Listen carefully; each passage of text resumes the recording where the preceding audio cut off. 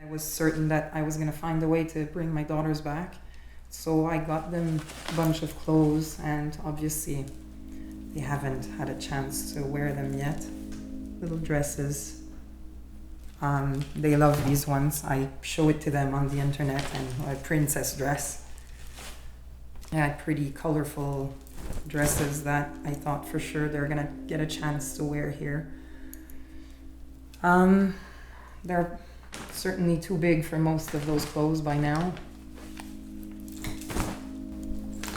And I used to spend a lot of time laying them out and just looking at them. Those are really old pictures of my daughters. My eldest is Aya and my youngest is Saida. And my youngest, she must have been maybe 3-4 weeks.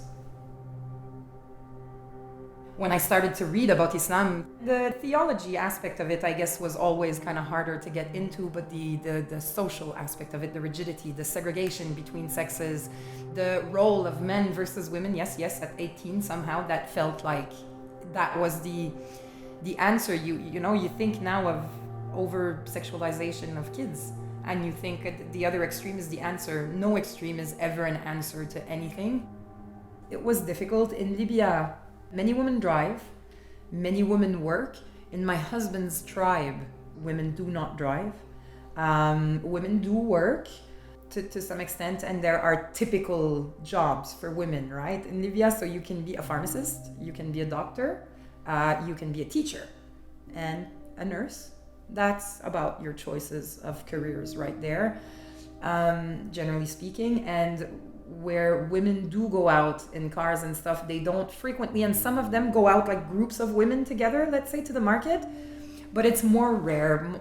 Typically you're accompanied by a male. I remember one time my daughter asked something of her father, and he told her, no, you can't do this. And she looked at him and said, it's because I'm a girl, right? My kids were young at that time, not even 3 yet, the eldest, but I was like, what am I turning them into? What am I doing to them, to their opportunities in the future? So I started to listen to TV and listen to music again and include my kids in that, and my husband was not happy. It's like a no music, no TV policy with my kids. And I started talking about, let's put them, we can be a mix of everything. We can be a Canadian Muslim family. So no one needs to wear hijab ever again. And we can put the girls into like gymnastics and dancing classes. And on Sundays or Saturdays, they study Arabic or Quran at the mosque. And we can mix both and be happy. And my husband, he basically figured if we raise our daughters in Canada with me as a mom, they're going straight to hell. There is no chance that they will ever make it to heaven. And the position of a father in Islam and the protector of his family, and so it's his duty to protect his kids from me and to protect myself from me even. So he started planning to basically, very cliche, but bring us back home to his country and find a way to keep us there, and that's what he did. It took him 1.5 years to plan in a way that I would be entirely convinced that there was no way we would go to his country and stay there. We were heading to Europe for him to do a PhD and all that. I'm like, sure, let's do it. And sure enough, he never had any kind of plans to go to France or to make it to Europe at all. It was just to find a way to convince me to enter his country.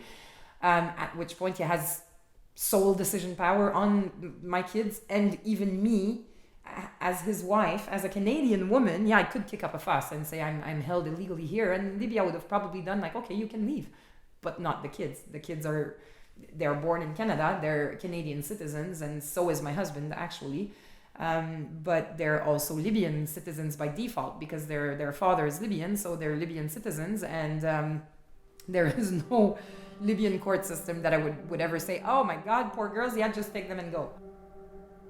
He does what he's doing to limit his daughter's options so that they will have no other options in life than Islam.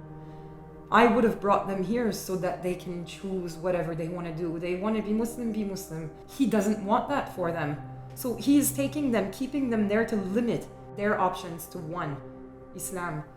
He was more generous than he had to be. He did not have to bring me to Libya and try his hardest to make me want to stay there and be a Muslim again. He didn't. Islamically, I deserved either exile or death. Usually death, but at the least, exile. There was no, you don't leave an apostate mother with her children.